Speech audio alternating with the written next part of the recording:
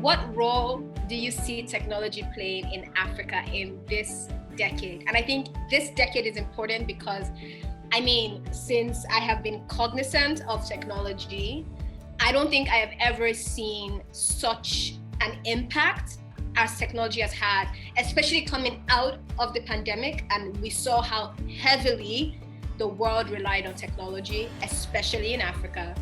What do you think? What do you see? Do you have any foresight into what you think is going to change, what you think will be birthed, in the next 10 years, where there'll be improvements and things that we may decide, okay, this isn't working for Africa anymore, let's try something else. What do you think?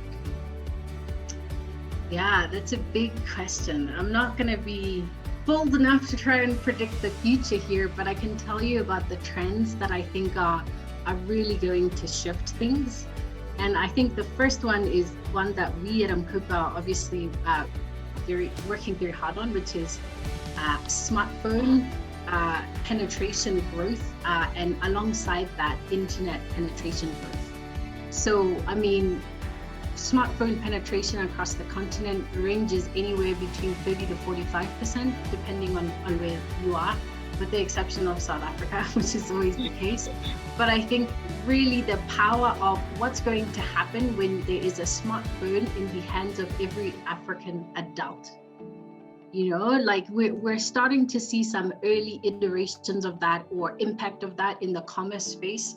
I mean, I live in Nairobi. I can order something on Instagram like right now, pay via M-PESA, and then tomorrow there'll be a border guy who'll deliver it to my house, right? So, that's how really the smartphone penetration is going to change commerce is I think really huge, and it goes beyond e-commerce, right? One of the things that's really interesting about Africa is that e-commerce is not super high, and a lot of people who are doing e-commerce are huge companies. What's really interesting is what's happening with small businesses who are selling through like WhatsApp or selling through like Instagram. That's really impactful at that kind of smaller business layer, and I think there are really more exciting things that may come out of that. The second is like in financial services in particular, I would say that, I don't know, like fintech in Africa is still at like level 1. I think people are like, oh, look at all this funding that's coming to fintech, wow.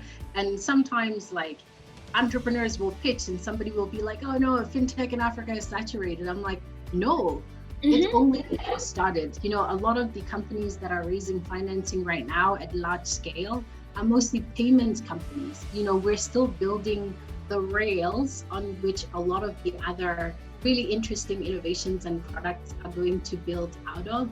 So one of the areas that I'm really super excited about, not just personally, but also at M-KOPA, is that nexus between once we build the infrastructure for payments and all these other things, what other products really come on top in the fintech space.